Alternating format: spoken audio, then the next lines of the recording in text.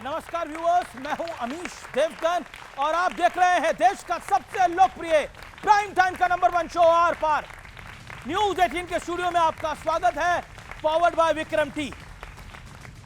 पूरी दुनिया Valentine week मना रही है, हर तरफ प्यार और मोहब्बत की बातें हो रही हैं, लेकिन सियासत का नजारा तो कुछ और ही है जनाब। प्यार और मोहब्बत की बात तो दूर, यहां तो सियासी नफरत नए नए रिकॉर्ड बना रही है। राहुल गांधी एक केंद्रीय मंत्री को गद्दार बुला रहे हैं, केंद्रीय मंत्री का हाथ पकड़कर खींच रहे हैं, तो दूसरी तरफ भी पलटवार में कोई कमी नहीं है। इतिहास के पुराने कैलेंडर खंगाले जा रहे हैं, किताबों का जखीरा निकाला जा रहा है और निशाने पर सिर्फ और सिर्फ आज की नहीं बल्कि नेहरू युग से लेकर इंदिरा गांधी के दौर तक की सबको लपेटा जा रहा है। कोई राहुल गांधी को लंपट कह रहा है तो बीजेपी तो यहां तक आरोप लगा रही है कि कांग्रेस के सांसदों ने स्पीकर ओम बिरला के लिए अपशब्द कहे और प्रधानमंत्री को धमकी दी। सवाल है कि आखिर विरोध का दायरा कहां तक बढ़ गया है। आज इसी पर होगी सबसे बड़ी बहस और मेरे साथ होंगे कांग्रेस और भारतीय जनता पार्टी के दो धुरंधर सांसद। सुधांशु त्रिवेदी बीजेपी के प्रवक्ता, मेंबर ऑफ पार्लियामेंट, उनका अभिनंदन है। इमरान मसूद कांग्रेस पार्टी के नेता, सांसद, स्वागत है आपका। दोनों मेहमानों का स्वागत है जोरदार तालियों के साथ। तो आज हम भी सवालों की लिस्ट के साथ स्टूडियो में, जनता भी तैयार है, इसलिए आज के आर पार में सिर्फ बहस नहीं होगी बल्कि देश की सियासत का एजेंडा तय होगा। और मेरे साथ एक्सपर्ट का बड़ा पैनल मौजूद है, जोरदार तालियों से अभिनंदन करिए हमारे एक्सपर्ट्स के पैनल का। सतीश के सिंह मेरे साथ मौजूद हैं, मेरे साथ जवाद साहब मौजूद हैं, मेरे साथ संजय राणा है, मेरे साथ writer, well known journalist Shantanu Gupta है। अभिनंदन है तमाम लोगों का। चलिए पहले एक रिपोर्ट देख लेते हैं और फिर आगे बढ़ते हैं। मैंने पार्लियामेंट हाउस में सच्चाई बोली है, आपको सच्चाई अच्छी नहीं लगे वो दूसरी बात है, देश सच्चाई को समझता है।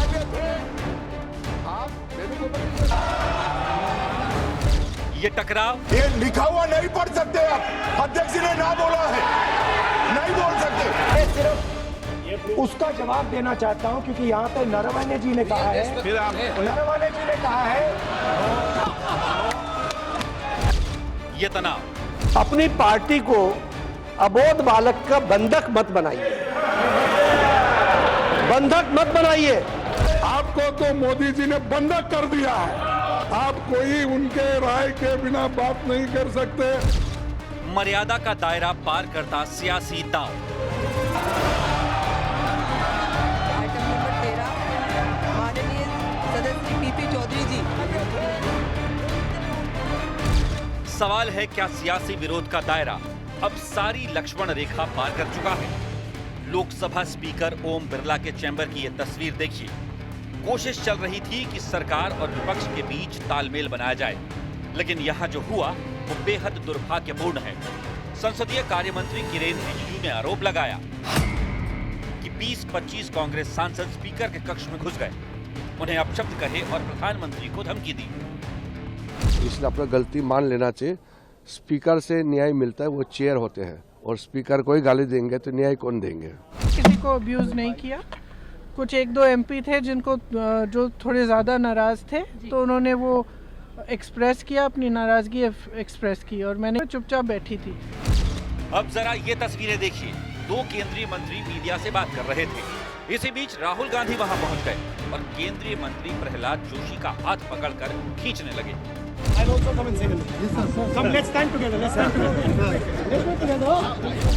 ये दूसरी तस्वीर देखिए। राहुल गांधी ऐसे अंदाज में खड़े हैं कि सदन में आना जाना मुश्किल हो रहा है। भारत माता को बेचने, केंद्रीय मंत्री रवनीत बिट्टू को गद्दार कहने जैसी तमाम घटनाएं भी संसद में हुई। सवाल है कि क्या संसदीय मर्यादा को पूरी तरह रौंदने की तैयारी हो चुकी है? आज इसी सवाल पर जनता के बीच होगी देश की सबसे बड़ी बहस। तो अब आर पार का प्रश्नकाल। सियासी विरोध का स्तर अब निजी दुश्मनी में बदला है। संसद का एजेंडा विपक्ष ने डिरेल किया या फिर सरकार इसके में शामिल थी? विपक्ष ने प्रधानमंत्री और स्पीकर की पद की गरिमा पर ठेस पहुंचाई। और बड़ा प्रश्न, राहुल गांधी ने क्या एलओपी पद के स्तर को गिराया है जैसा भारतीय जनता पार्टी आरोप लगा रही है? तो ये आज का प्रश्नकाल है और मेरे साथ आज का आर पार के इस सुपर स्पेशल में आप लोगों का एक बार फिर अभिनंदन है। आज पहले सवाल जवाब राउंड होगा, फिर बयान वाला राउंड होगा, फिर वीडियो वाला राउंड होगा, जनता के सवाल होंगे, एक्सपर्ट्स के सवाल होंगे और रैपिड फायर राउंड होगा। तो आज का आर पार थोड़ा अलग होगा, थोड़ा जबरदस्त होगा और देश की सियासत का एजेंडा करेगा तय। आप तमाम लोगों का स्वागत है। सबसे पहले सवाल जवाब राउंड। सबसे पहले विपक्ष से ही शुरुआत करते हैं। इमरान मसूद साहब, आखिरकार सदन में ये हुआ क्या है? ये हुआ क्या है? बदले बदले मेरे हजूर नजर आते हैं। देखिए, सदन में जो कुछ हुआ बहुत दुर्भाग्यपूर्ण है और ये सदन की मर्यादाओं के विपरीत है। मैं असेंबली में भी रहा, अब पार्लियामेंट में भी हूँ, लेकिन सदन के अंदर नेता सदन और नेता विपक्ष दोनों का जो प्रोटोकॉल है वो सेम है। अगर नेता सदन खड़े होंगे तो उनको इंटरवीन करने के लिए बोला जाएगा और नेता प्रतिपक्ष खड़े होंगे तो नेता प्रतिपक्ष के लिए भी माइक खोला जाएगा। लेकिन ये पहली मर्तबा हो रहा है कि जैसे ही नेता प्रतिपक्ष खड़े होते हैं वैसे ही या तो माइक बंद होगा या इजाज़त नहीं दी जाएगी, जबकि परंपरा ये है कि नेता प्रतिपक्ष के खड़े होने के बाद स्वतः इजाज़त मिलती थी। तो ये जो नेता प्रतिपक्ष को ना बोलने देने का वो रहा, उसी पर हंगामा रहा कि नेता प्रतिपक्ष को बोलने दिया जाए और उसी हंगामे को लेकर के ये पहली मर्तबा हुआ कि प्रधानमंत्री जी का भाषण पार्लियामेंट के अंदर नहीं हो सका। जी। सुधांशु त्रिवेदी, क्या आपको लगता है कि आप राहुल गांधी को चांस ही नहीं देना चाहते थे, वो बोल ही ना पाए? कांग्रेस का आरोप है कि राहुल गांधी को बोलने नहीं दिया गया, उनका मजाक उड़ाने का प्रयास हुआ। देखिए, यह आरोप निराधार है। पहले 40 मिनट बोले थे, दूसरी बार में भी जब वो बजट पे भी बोले हैं तो भी आराम से पौन घंटे से ऊपर बोले हैं। राजनीति ये कहती है कि राहुल गांधी को बोलने दिया जाता क्योंकि भारतीय जनता पार्टी का बहुत लाभ होता। मुझे लगता है कि मोदी जी की लोकप्रियता और अमित शाह जी की रणनीति के बाद और हमारे कार्यकर्ताओं के परिश्रम के बाद यदि कोई एक फैक्टर है जो भारतीय जनता पार्टी के लिए बहुत लाभकारी सिद्ध होता है, वो होते हैं राहुल गांधी के वक्तव्य। मगर सदन की मर्यादा और संवैधानिक शुचिता यह कहती है कि सदन के पटल के ऊपर व्यवस्था के तहत बोले। जैसे उदाहरण के लिए आप कोई किताब तभी कोट कर सकते हैं जब वो किताब पब्लिश जी। जब आपसे कहा गया कि ऑथेंटिकेट करना है, तो ऑथेंटिकेट करना एक प्रक्रिया है संसद में।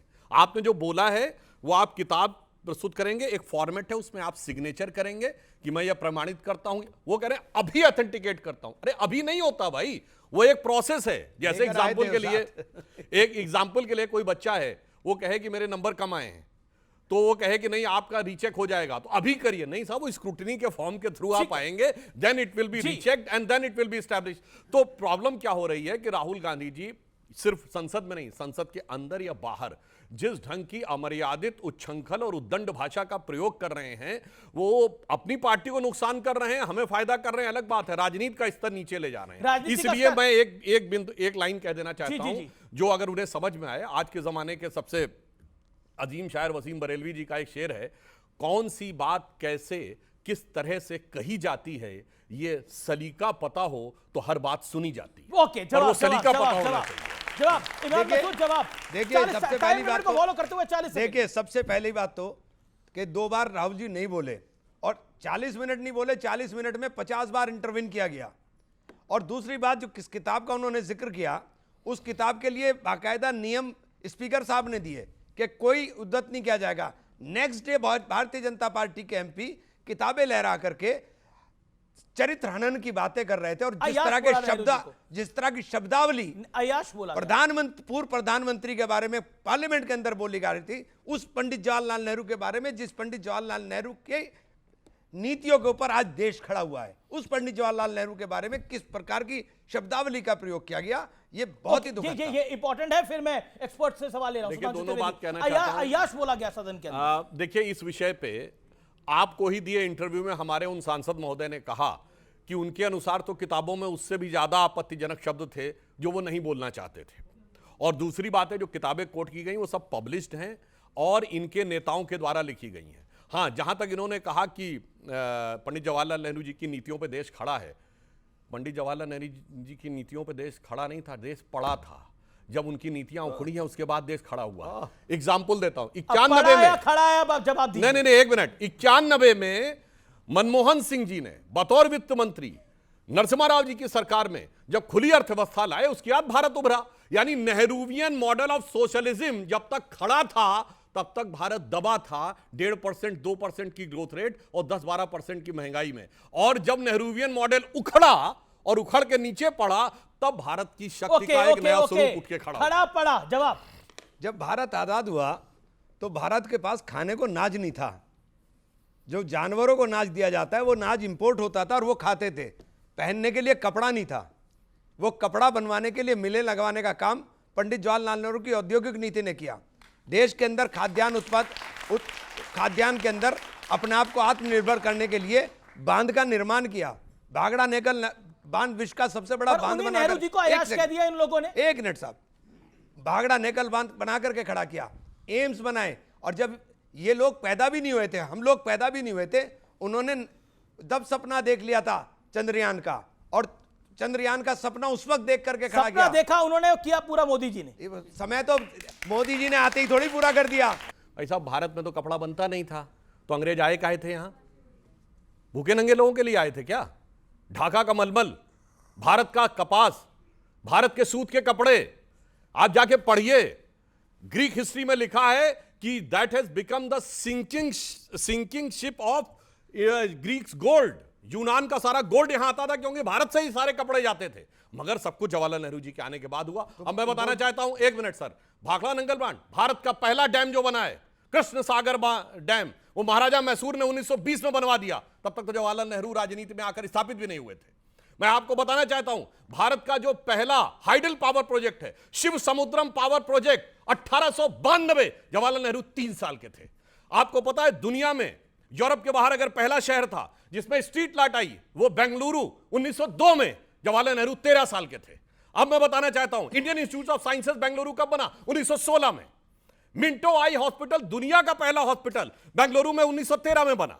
अब अगर आपसे यह भी बताना चाहूं, भारत में सीवी रमन को नोबेल प्राइज मिल गया 1930 में, और सब कुछ करवाए सिखाया जवाहरलाल नेहरू ने 1947 के बाद। जी, अब मैं एक और बात भी कह दूं, जी, भारत के पहले इंजीनियर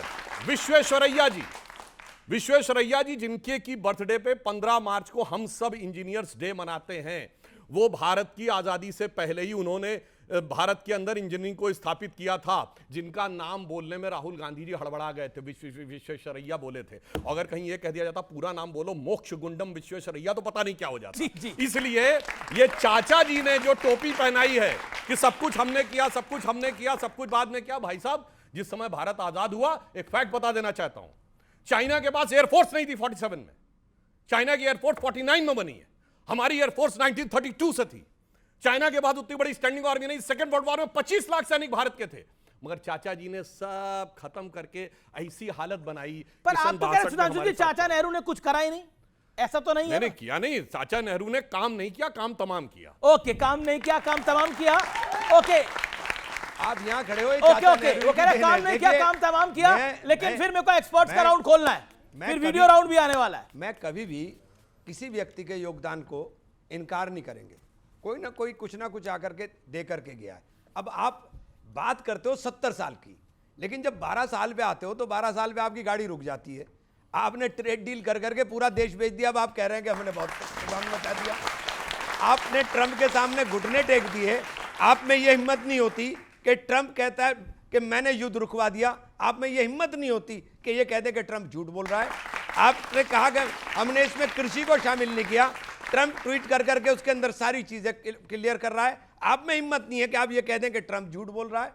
आप तो ट्रंप की सेवा के अंदर इस वक्त लगे हुए हैं, पूरी तरह से ट्रंप की सेवा में लगे हुए हैं। एक सेकेंड, शांतनु गुप्ता, आपका सवाल क्या है? सवाल क्या है? इमरान मसूद से आपका सवाल है, सवाल क्या? इमरान भाई, जय श्री राम। मैं थोड़ा अपोजिशन को समझने की कोशिश करूंगा आपके थ्रू, क्योंकि आप कांग्रेस में भी रहे, फिर आप समाजवादी में रहे, आप बसपा में रहे, और फिर आपकी घर वापसी हुई, मतलब असली घर वापसी नहीं हुई, पॉलिटिकल घर वापसी हुई। आप ये बताइए, इन तीनों में से सबसे डेमोक्रेटिक पार्टी कौन सी है? सबसे डेमोक्रेटिक लीडर कौन सा है तीनों का? राहुल गांधी हैं कि पीछे अखिलेश यादव हैं कि मायावती हैं? आपने तीनों के साथ काम किया। वो कह रहे अखिलेश यादव डेमोक्रेटिक नहीं है, मायावती डेमोक्रेटिक नहीं, डेमोक्रेटिक है। वो कह रहे राहुल गांधी मैंने राहुल जी के लिए कहा, राहुल जी। ठीक है, सतीश जी आपका सवाल क्या है? सुधांशु जी, सुधांशु जी की पूरी शक्ति इसी में जाती है कि नेहरू जी को एकदम बदनाम किया जाए। नेहरू जी, देखिए सुधांशु जी की सुने तो नेहरू जी ने कुछ नहीं किया, जो कुछ किया अंग्रेजों ने किया या फिर मोदी जी ने किया, बीच में वाजपेयी जी ने भी कुछ किया। क्या ये राजनीतिक विमर्श का ये सही बात है क्या? मुझे लगता है जब आप विश्लेषक हैं तो तथ्य पे बोलना चाहिए। मैंने कोई फैक्ट गलत बोला हो तो आपको काउंटर कर देना चाहिए। अब मैं आपको बताता हूं, नेहरू जी की एक सेकंड सुन ले, नेहरू जी की आलोचना करने में शक्ति नहीं जाती है। नेहरू से अभी तक चिपके बैठे हैं कांग्रेस वाले 100 साल के बाद भी। 1930 में जवाहरलाल नेहरू कांग्रेस के अध्यक्ष बने थे और 2026 में भी पार्टी की हाई कमान वही हैं। तो भाई साहब शक्ति तो आप खत्म कर रहे हैं। और जहां तक ये बात है, मैं एक और फैक्ट बताना चाहता हूं, अगर किसी देश के आगे सरेंडर होता है तो क्या होता है, और मैं आपसे अपेक्षा करूंगा फैक्ट बोलिएगा। ठीक है, 19 नवंबर, एक सेकंड, 19 नवंबर 1962 को जवाहरलाल नेहरू ने जॉन एफ कैनेडी को लेटर लिखा, selected words of Jawaharlal Nehru series 2 volume 79, 19 नवंबर 1962 का लेटर, जिसमें वो कहते हैं अमेरिका से कि आप अपने B-2 बॉम्बर्स का स्क्वाड्रन भेजिए, हमारे पास पायलट भी नहीं है, आप ही के पायलट चलाएंगे, आप ही के टेक्नीशियन रहेंगे, आप ही का रडार ऑपरेट करेगा, आप इन ए वे उसको हमारी कमांड आप लीजिए। और 2010 में कैनेडी लाइब्रेरी ने इसको डिक्लासिफाइड किया है। और उस समय जो भारत के राजदूत थे अमेरिका में, बीके नेहरू, जो जवाहरलाल नेहरू के सगे भतीजे थे, यानी चाचा का सगा भतीजा, उन्होंने अपनी किताब नाइस गाइज फिनिश सेकंड में लिखा है कि जब मैं वो लेटर देने जा रहा था अमेरिका के राष्ट्रपति के एडवाइजर को, मैं इतनी शर्म का अनुभव कर रहा था कि लौट के आके मैं अपने को रोने से नहीं रोक पाया कि हमने वर्चुअली सरेंडर करके अपनी एयरफोर्स की चीफ दे दी। सर फैक्ट बोल रहा हूं, फैक्ट पे काउंटर करिएगा। देखिए सुधांशु जी तो बोलने लगेंगे तो चुप नहीं होंगे। अरे आज चलिए आप लगाते हैं आरोप कि कैनेडी को उन्होंने पत्र लिखा, क्या गलत किया था जब चाइना ने हमारे ऊपर हमला किया था उस समय? तो उसको हम जस्टिफाई करते हैं, मैं करता हूं जस्टिफाई कि भाई दुश्मन अगर आपके दरवाजे पे खड़ा है तो लो उसका भी सपोर्ट जो अब तक नहीं मिल रहा था। क्या गलत था उसमें? क्या गलत था? ये तो नहीं था ना कि आज आप अमेरिका के साथ डील पे पूरा भारत में झंडा लहरा रहे हैं। ओके भाई एक मिनट, क्या झंडा लहराया है? जरा बोलिए, फैक्ट बोलिए। आप नेता है कि आप विश्लेषक है? बोलिए, फैक्ट बोलिए, कौन सी चीज का झंडा? ये हम बोल रहे हैं, मैं फैक्ट बोल रहा हूं। सुनिए, मैं आपसे दब नहीं रहा हूं, मैं सुन लीजिए। आपने 1 साल पूरे ट्रंप को गालियां दी, दिलवाई, और अब जो है फिर मैं तो कहता हूं कि झंडी निकाल करके ट्रंप चाचा जिंदाबाद के नारे लगाइए। आप ये यहाँ पे बता के जाइए कि भारत का अमेरिका के साथ इस डील में आपने क्या हासिल किया। ओके ठीक है, ये सवाल है आपका। भाई साहब एक मिनट, मैं अभी बताता हूं। पहले आप बताइए क्या गंवाया, बोलिए। की सरकार ने अभी पहले इनसे पूछवाइए, ये गलत है तथ्य। भाई देखिए, फैक्ट बोलते नहीं है, भाषण दे रहे हैं। अब मैं बताता हूं, इन्होंने कहा जस्टिफाई किया कि 62 में किया, वो तो मैं उत्तर पहले दे चुका हूं। अरे चाइना के पास 49 में एयरफोर्स थी, हमारे पास 32 से थी, और हमने क्या किया, शांति के कबूतर उड़ाने शुरू कर दिए, और जब जंग के जहाज उड़ाने की बात आई तो हाथों के तोते उड़ गए। ये वस्तुस्थिति थी। अरे आपने इसलिए आप कह रहे हैं। अब आज की डील की बात करिए, आज की डील। आज सोनिया गांधी जी आज तो हैं, एक्टिव पॉलिटिक्स में हैं। उनके बारे में नटवर सिंह, जो इनके विदेश मंत्री रहे, अपनी किताब one life is not enough में लिखते हैं कि एक पार्टी में सोनिया जी ने मुझे बुलाया और बुला के कहा कि मैं आपको विदेश मंत्रालय नहीं दे सकती, इसके लिए मेरे ऊपर बहुत दबाव है, और अमेरिका से दबाव है। यह कौन कह रहा? आज की सोनिया गांधी जी के बारे में आपके विदेश मंत्री नटवर सिंह खुद बोल रहे हैं। ये होता है सरेंडर। इमरान मसूद से सवाल क्या है? 2-3 सवाल आपसे हैं। एक सवाल छोटा सवाल। आप इमरान मसूद ये बार बार संविधान की बात करते हैं, इनको लगता है एलओपी जो है वो संविधान का पालन करते हैं क्या? ये जो सांसद सदस्य साहब खड़े हैं ये संविधान का पालन करते हैं? संविधान प्रधानमंत्री को जी ये संविधान के पेज कितने हैं बुक में नहीं पता होगा दोनों नेताओं को, हम तो चैलेंज करते हैं। जवाब वो कह के आप लोग संविधान का पालन कर रहे हैं, पेज पूछिए कितने। ओके देखिए, सुनिए, मैं वकील नहीं हूं, ये तो ये बताएंगे, ये वकील साहब। ये भी वकील नहीं है, वकील नहीं हूं। अरे शांति। जहां तक संविधान के मानने की बात है, देश कोई भी देश हो वो कानून से ही चलता है।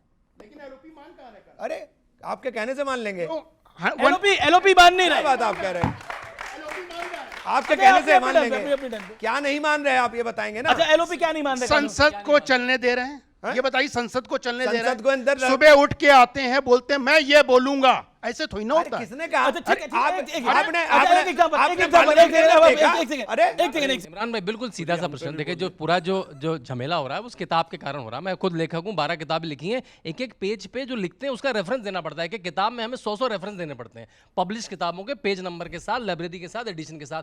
अब पेंगुइन ने कह दिया मेरी भी किताबें पब्लिश हुई है, पेंगुइन से कि किताब पब्लिश नहीं हुई है। अब अनपब्लिश किताब को आप किसी को भी लेके आ जाए, पे कैसे बिक रही थी वो? कहीं नहीं बिक रही पर- थी। पर प्री बुक पेंगुइन ने ऑर्डर लिख था। दिया कि वो गलत है, उसने कह लिख दिया कि हम अच्छा, मैं अब मैं वीडियो राउंड में लेके आऊंगा, लेकिन उससे पहले आपका सवाल सुधांशु त्रिवेदी जी का छोटा सवाल। देखिए, बहुत छोटा सा सवाल तो नहीं हो पाएगा क्योंकि जवाब बड़े लंबे। आपने कहा कि कौन सी बात कब कहाँ कही जाती है, ये अगर सलीका तरह से हो कही तो जाती है? ये अगर सलीका हो तो हर बात सुनी जाती। मदर ऑफ ऑल डील्स की बात हो रही है, ये बड़ा बड़ा मतलब मारा है। हमने नहीं बोला है। नहीं, ये यूरोपियन यूनियन ने बोला यूरोपियन आपने उसका बड़ा क्रेडिट लिया। आप कहते थे मनमोहन सिंह नहीं है, मनमोहन सिंह है। क्या ऐसी बात हो गई है कि आदरणीय प्रधानमंत्री जी अब सदन के अंदर राहुल गांधी साहब को फेस नहीं कर पा रहे? राहुल गांधी साहब के पास 100 सीटें हैं, लेकिन उनका जो कॉन्फिडेंस लेवल है आज की डेट में, वो पूरी भारतीय जनता पार्टी पे इस वक्त भारी नजर आ रहा है कि राहुल गांधी साहब बोलना चालू होते हैं और पूरी भारतीय जनता पार्टी खड़ा हो जाती है। और जो बात कही जाती थी, एक अकेला सब पर भारी, क्या है ऐसी परेशानी? बताइए कि सदन में आदरणीय प्रधानमंत्री जी भाषण देने नहीं आते हैं। बहुत इन्होंने अच्छी बात बोली है। एक अकेला जानते हैं सारे कांग्रेसियों पर भारी, एक अकेला इतना भारी कि 140 साल, सर अपने टर्न में बोलिए, 140 साल में कांग्रेस को सबसे नीचे ले आया एक अकेला। मतलब वो तिलक से लेके गांधी, नेहरू, इंदिरा जी, नरसिम्हा राव, सबने जो बनाया एक अकेले ने सबका भट्टा बैठाया।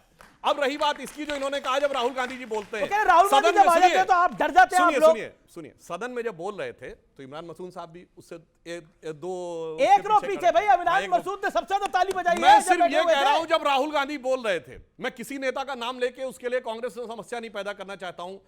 आप लोग खुद देखिए, साइकोलॉजिकल एनालिसिस, जब वो राहुल गांधी चौक कर रहे थे, ये सब कर रहे थे, चौक कर रहे थे, तो इमरान मसूद नेताओं के चेहरे देखिए, वो अंदर से कितने घबराए हुए लग रहे थे। पता नहीं ये कौन से मुंह से क्या निकालेंगे और उसके बाद हमारे लिए समेटना मुश्किल। आप पार्लियामेंट के अंदर राहुल गांधी जी के पीछे बैठते हैं इमरान मसूद, और राहुल गांधी के करीबी दो मतलब नेताओं में से, सांसदों में से एक है। जब वो चौक कर रहे थे, जब वो सब बात ये हंस रहे थे, बाकी घबराए हुए नहीं, सबसे ज्यादा ताली यही बजा रहे थे, नहीं हंस रहे थे। अब और सुधांशु त्रिवेदी, आप जेपी नड्डा को आप डिफेंड करते हैं, लेकिन आपने अबोध बालक के विषय पे जो पार्लियामेंट में डिफेंड करा, उसका वीडियो प्ले करिए।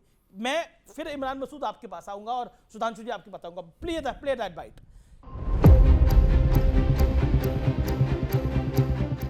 बोध का अर्थ होता है ज्ञान, इसमें अप्रत्यय लगाकर जो ज्ञान ना हो उसके लिए अबोध होता है। कोई सम्मान नहीं, किसी का असम्मान नहीं है। सर, ज्ञान की कोई सीमा नहीं होती है, ज्ञान की कोई उम्र नहीं होती। नहीं, मैं थोड़ा सा कह दूं, जो आज जो है उपसर्ग होता है, प्रत्यय नहीं। प्रत्यय बाद में लगता है, मेरे मुंह से वहां वो निकल गया था। बोध का मतलब होता है ज्ञान, सभी को पता है। अबोध जिसको ज्ञान ना हो। अब मैंने आपको बता दिया कि जिसे ये ना पता हो कि सब्सटेंटिव प्रूफ क्या होता है सदन के पटल पर रखने के लिए, वो अबोध है। जिसे ये ना पता हो कि किताब वही बताई जाती है जो पब्लिश्ड हो, वो अबोध है। तो जिसको जिस प्रकार की, और अबोधता के लिए मैंने कहा कि आप ये नहीं कह सकते बालक ही होगा, इसीलिए मैंने बोला। आपके नेता कह रहे हैं फ्रॉड बालक है, आपके मंत्री गिरिराज सिंह फ्रॉड बालक है, एक कह रहे हैं कि ये तो लंपटगिरी हो रही है पार्लियामेंट के अंदर। देखिए, मैं एक बात कहना चाहूंगा कि शब्दों की मर्यादा भारत की राजनीति में बहुत लंबे समय से गिर रही है।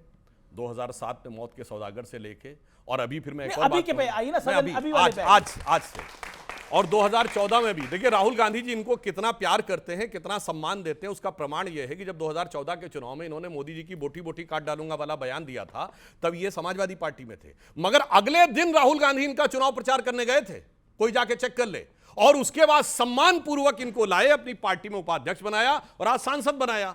तो इसका अर्थ यह होता, फिर उसके बाद मोदी जी के बारे में, आज डिजिटल रिकॉर्ड का जमाना है। आप जाके एआई से सर्च करा लीजिए, प्रधानमंत्री श्री नरेंद्र मोदी जी के बारे में जितने अपशब्दों का प्रयोग किया गया होगा, वो उतना भारत में किसी नेता के लिए नहीं। जबकि प्रधानमंत्री मोदी जी वो नेता हैं जो भारत को जितनी ऊंचाई पे ले गए, इतना कोई प्रधानमंत्री नहीं ले। आपने बोला था मैं घंटाघर की छत पे चढ़ जाऊंगा, मैं छत से छलांग लगा जाऊंगा सोनिया, प्रियंका गांधी और राहुल गांधी के लिए, ये क्यों कहा था आपने? मेरे नेता हैं, वो कहेंगे चढ़ जाओ मैं चढ़ जाऊंगा, कहीं भी चढ़ जाऊंगा। वो कहेंगे हिमालय पे चढ़ जाओ मैं चढ़ जाऊंगा। अच्छा, ये कर देंगे और क्या मैं अपने नेता का आदेश मानूंगा? वही इसलिए मैं ऑन द लाइटर नोट कर रहा हूं भाई, इनका नाम इमरान मसूद है। हम लोग जब बच्चे थे, इमरान खान बॉलिंग करते थे, उनका बॉलिंग रनअप सबसे लंबा होता था 45 कदम का रनअप होता था और 150 किलोमीटर की रफ्तार से बॉलिंग करते थे। इनको भी राहुल गांधी के लिए उतना लंबा रनअप लेना आपको नहीं, ये इंटरेस्टिंग है। ये क्या आप कह रहे हैं कि राहुल गांधी अगर आपको बोलेंगे छत पे चढ़ जाओ, हिमालय पे चढ़ जाओ, चढ़ जाएंगे? क्यों? जो मेरे नेता हैं जो बोलेंगे। एक बात सुनिए, फौज के अंदर डिसिप्लिन तो होना चाहिए ना। जो जनरल जो बोलता है जवान को तो वो करना। सुनिए, राहुल गांधी कह भी सकते हैं कि तुम चढ़ जाओ तब अगर बोल दिया तो मुश्किल हो जाएगी इमरान भाई। नहीं, वो कह भी सकते हैं, तो अगर बोल दिया तो चढ़ जाएंगे ना आप? 100%। सुधांशु जी को एक बात तय करना है कि वो अबोध बालक है या शातिर हो गया है। शातिर हो गया है, अबोध बालक है या शातिर हो गया? सुधांशु त्रिवेदी 20 सेकंड में जवाब। प्रधानमंत्री जी ने तो एक शातिर शब्द का इस्तेमाल किया। मैं तो ये कहता हूं सुधांशु जी, इसके ऊपर सोचिए। पप्पू पापा बन गया है। ओके, आप किसको पप्पू बोल रहे हैं मुझे नहीं पता। वैसे साधुवाद जिसे कहते हैं ना, साधु साधु, आज मुझे लगता है जो शब्द प्रतिबंधित था हम लोगों के लिए, धन्यवाद देना चाहता हूं, सतीश जी ने यह इंगित कर दिया। एक शातिर के बारे में देखिए, जो बातें वो कर रहे हैं वो शातिराना है और वो एक ऐसे अबोध बालक हैं जो विदेश में बैठी हुई भारत विरोधी शातिर शक्तियों के हाथ के। ओके, जवाब। पूरी दुनिया में इस्तीफे हो रहे हैं, कोई नैतिकता हमारे यहां भी आएगी कि नहीं आएगी? कांग्रेस अध्यक्ष मल्लिकार्जुन खड़गे का बयान है। आपको ही इमरान मसूद साहब, आपको मल्लिकार्जुन खड़गे बोल रहे हैं हैदराबाद वाली परेशानी को यूपी में मत घुसने दो, उस परेशानी को नहीं रोका तो हमें खत्म करके जाएगा। असाउद्दीन ओवैसी के बारे में बोल रहे हैं खड़गे। नहीं, क्या विषय है वो? वीडियो वायरल है, वाली परेशानी वीडियो वायरल है। अच्छा, कौन सी है? अच्छा, मैं आपसे पूछ लेता हूँ, हैदराबाद वाली परेशानी है कौन सी? नहीं, वो तो एक मजाक की बात हो रही थी। अच्छा, तो एक मजाक की बात। आपकी पार्टी में मजाक बहुत होता है। नहीं, मजाक की बात थी और वो किसी ने पीछे से रिकॉर्ड करके वो कर दिया। उस मजाक की बात क्या वो? नहीं, कोई उसमें हैदराबाद वाली परेशानी कौन सी थी? नहीं, हैदराबाद की बिरयानी थी, परेशानी नहीं थी। शेरवानी। आप बच रहे हैं इस सवाल से? नहीं, वो मजाक की बात थी और ऐसी। अच्छा, कौन सी परेशानी है? असाउद्दीन ओवैसी है? नहीं, ओवैसी मुस्लिम वोट ले रहा है नहीं यूपी में। देखिए, वो एक अलग विषय है, अलग विषय तो है, जवाब तो दीजिए। नहीं, वो अलग विषय। देखिए, बिहार में 6 MLA जीत गए, सरकार चली गई ना, तो उस जीत से क्या फायदा होगा? तो वो एक अलग विषय है। मतलब यही बात हो रही थी, लंबा विस्तृत विषय, यही बात हो रही थी। चलिए कहना चाहता हूं, परेशानी ये है कि जुबली हिल्स के चुनाव में असदुद्दीन ओवैसी ने कांग्रेस का समर्थन किया। उसके बाद रेवंत रेड्डी ने खड़े होकर जुबली हिल्स के चुनाव में बोला, कांग्रेस मतलब मुसलमान, मुसलमान मतलब कांग्रेस, कांग्रेस की ताकत मुसलमान, मुसलमान की ताकत कांग्रेस। तो कांग्रेस तो ये गेम खेल रही है। अब वो कहता है, अरे भाई वो सब तो छोड़ो, अरे तुम इनकी बातों में मत आना, देखना खानदानी घराना, मैं तो मोहतरमे मजलिस हूं, मैं मुहाफिजे सेकुलर सियासत हूं, मैं तो खानदानी सैयद हूं, इसलिए मेरी तरफ देखो। ये परेशानी है। मैं प्रधानमंत्री की बाइट सुनाता हूं, उस पर रिएक्शन लेंगे। प्रधानमंत्री की बाइट प्ले करिए। चोरी करना जिनका पुश्तैनी धंधा है, जिन्होंने एक गुजराती की सरनेम भी चुरा ली,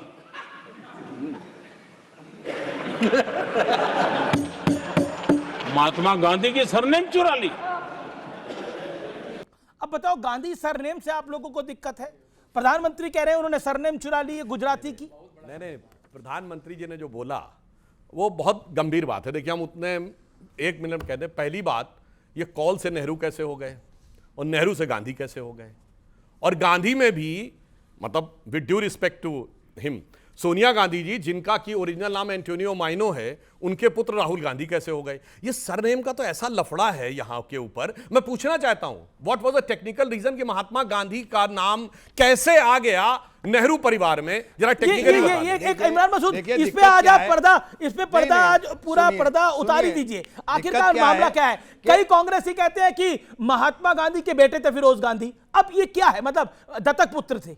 महात्मा गांधी ने दत्तक पुत्र थे महात्मा गांधी के, फिरोज गांधी जब बेटे थे, मतलब महात्मा गांधी के। जो नई कहानी आ रही है। देखिए, सुनिए, यही था। इन लोगों को पता नहीं महात्मा गांधी के बेटे फिरोज गांधी। महात्मा गांधी जी ने फिरोज जी को गांधी उपनाम दिया था, यही मैंने इतिहास में।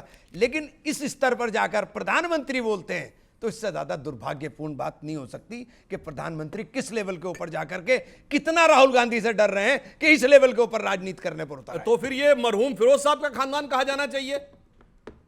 फिर ये इंदिरा जी का खानदान कैसे हो गया?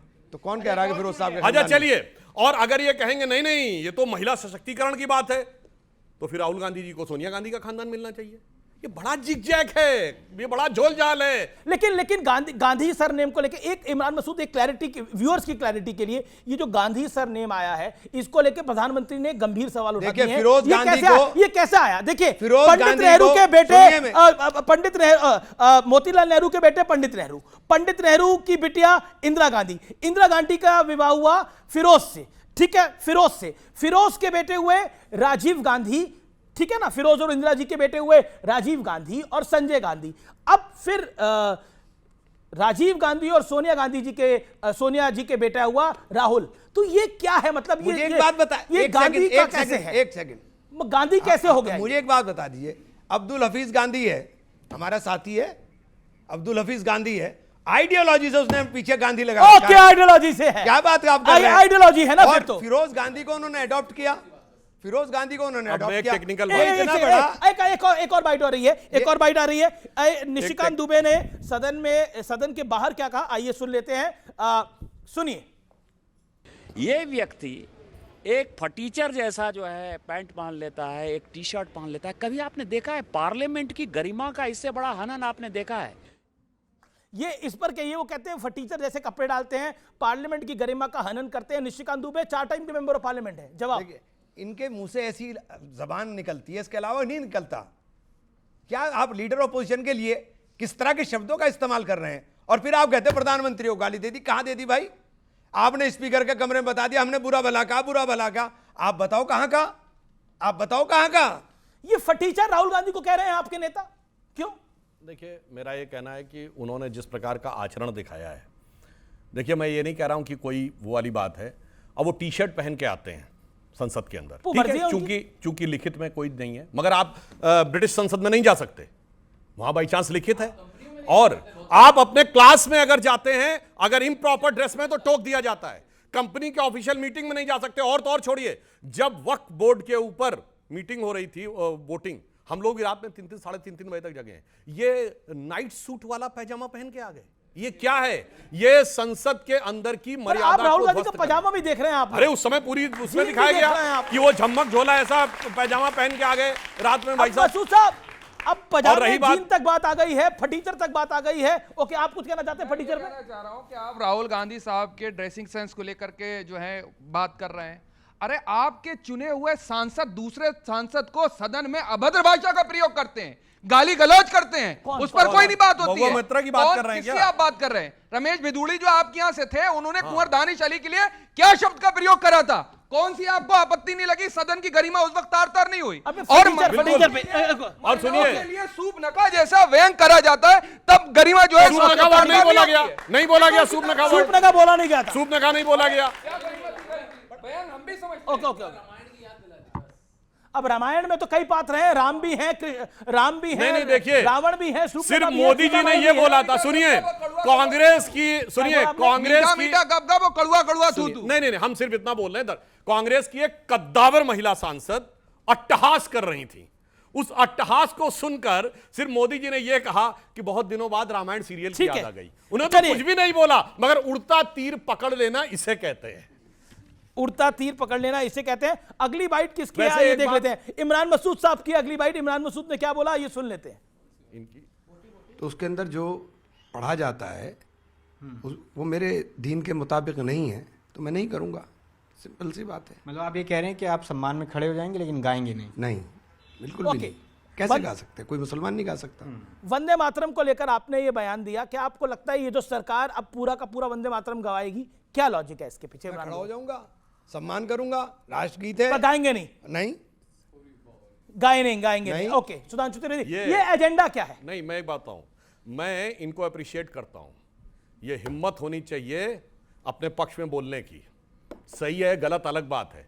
हमारे यहां देखिए, तमाम नेता ऐसे आग खड़े होते हैं, अंट शंट बोलेंगे धर्म के बारे में, और उसके बाद जीत के भी आएंगे। इसी वजह से एक कॉन्स्टिट्यूंसी बताइएगा इस देश की, एमएलए की हो या एमपी की, जहां 80% मुसलमान हो और इस्लाम धर्म के बारे में चू बोल के भी जीत जाए, और यहां पे 10-10 गज की जवान निकाल के आए बाएं शाएं बांध के लोग जीत के आते हैं।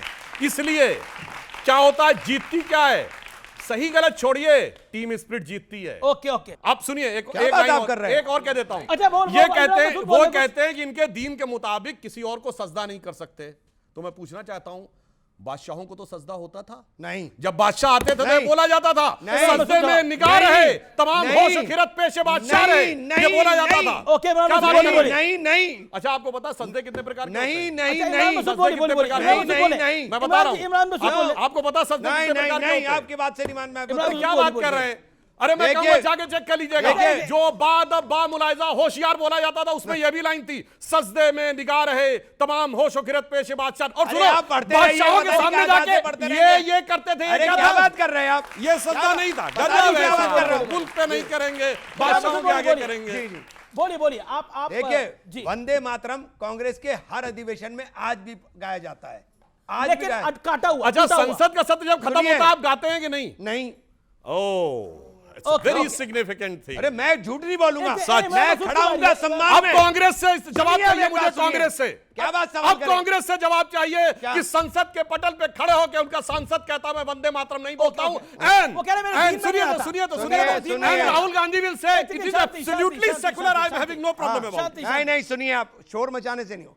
मैं वंदे मातरम होता है सबसे पहले खड़े होने वाले हूं।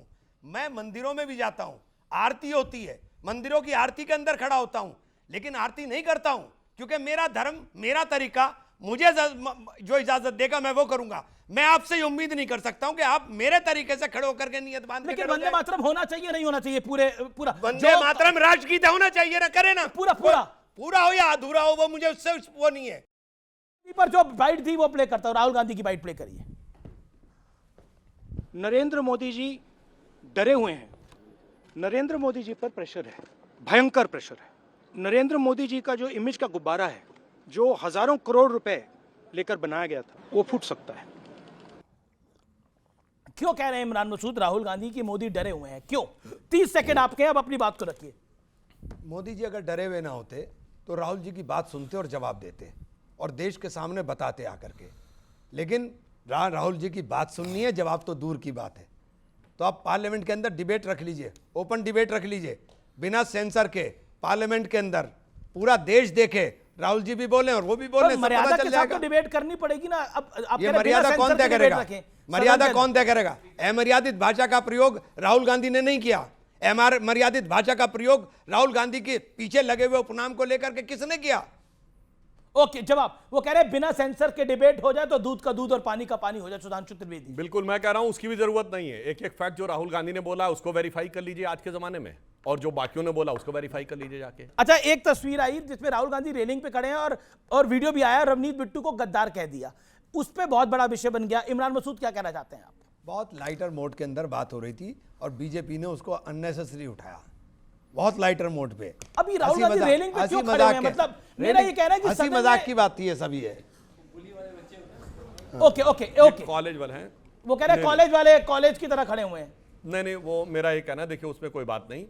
वो गद्दार कहना तो बहुत आपत्तिजनक है, क्योंकि रणवीर सिंह बिट्टू सिर्फ एक सांसद नहीं है, शहीद बेअंत सिंह जी के परिवार के हैं। मगर हकीकत में जानते क्या है, जो कोई भी खुददार है, देश का वफादार है, उसके लिए आज की डेट में कांग्रेस में रहना दुश्वार है। आखिरी राउंड, रैपिड फायर राउंड। पहले बीजेपी से एक सवाल, फिर कांग्रेस से एक सवाल, एक एक लाइन में जवाब देना, एक लाइन से ऊपर जवाब नहीं देना। बीजेपी, क्या राहुल गांधी के चुनाव लड़ने पर रोक लगनी चाहिए, हाँ या नहीं? इसका निर्णय चुनाव आयोग और कोर्ट करेगा। क्या संसद में इमरान मसूद? वैसे मैं कहूंगा नहीं लगनी चाहिए, ताकि वो चुनाव लड़ते रहे और हमें जिताते रहे। ओके, इमरान मसूद, क्या संसद में सड़क छाप सियासत हो रही है, हाँ या नहीं? हाँ, बहुत अच्छा जवाब। संसद में किताब कोट करना सही है या गलत? सुधांशु त्रिवेदी। अगर छपी हुई ऑथेंटिक किताब है तो कोट की जा सकती है। ओके, आपसे, कांग्रेस छोड़कर जाने वाले नेता गद्दार होते हैं, इमरान मसूद? नहीं, ये देखिए, गद्दार और वफादार की तो बहुत बड़ी डेफिनेशन है। ठीक है, अगला सवाल, सदन चलाने की ज्यादा जिम्मेदारी सरकार की है या विपक्ष की? सुधांशु त्रिवेदी। मानी हुई बात है, जो बड़ा दल है उसकी जिम्मेदारी बड़ी है, जो सबसे बड़ा उसकी जिम्मेदारी सबसे बड़ी है, मगर दोनों ही मिलकर चलते हैं। ओके, कांग्रेस में आलाकमान मल्लिकार्जुन खड़गे हैं या सोनिया गांधी? जवाब, इमरान मसूद। इसमें तो कांग्रेस प्रेसिडेंट मल्लिकार्जुन खड़गे हैं। सोनिया गांधी छोटी है। कांग्रेस प्रेसिडेंट मल्लिकार्जुन खड़गे। खड़गे जी तो खुद कहते हैं मैं आलाकमान से पूछूंगा। ठीक है, अगला सवाल, आखिरी सवाल है, राहुल गांधी बीजेपी के लिए चुनौती है या सियासी एसेट? देखिए, हमारे हिसाब से तो वो भाजपा के लिए सियासी एसेट और देश के लिए चुनौती है। ओके, आपसे सवाल है इमरान मसूद, कांग्रेस की हार पर हार के लिए पार्टी जिम्मेदार है या राहुल गांधी? कैसा सवाल है आपके लिए, बताइए ना, हार पे हार के लिए कौन जिम्मेदार है, राहुल गांधी या कांग्रेस पार्टी? राहुल गांधी और पार्टी एक दूसरे के पर्यायवाची नहीं है, एक ही है। अच्छा ठीक है, ज्यादा बड़ा नेता कौन है, राहुल गांधी या प्रियंका गांधी? राहुल गांधी। ओके, राहुल गांधी। चलिए बहुत बहुत फिलहाल राहुल गांधी है, आगे प्रियंका गांधी। चलिए बहुत बहुत शुक्रिया आप तमाम लोगों का, बहुत बहुत शुक्रिया आप तमाम लोगों का, बहुत बहुत शुक्रिया। आज का विचार, पहले लोग झूठ बोलने से डरते थे कि गुनाह होगा, और अब लोग सच बोलने से डरते हैं कि नुकसान होगा।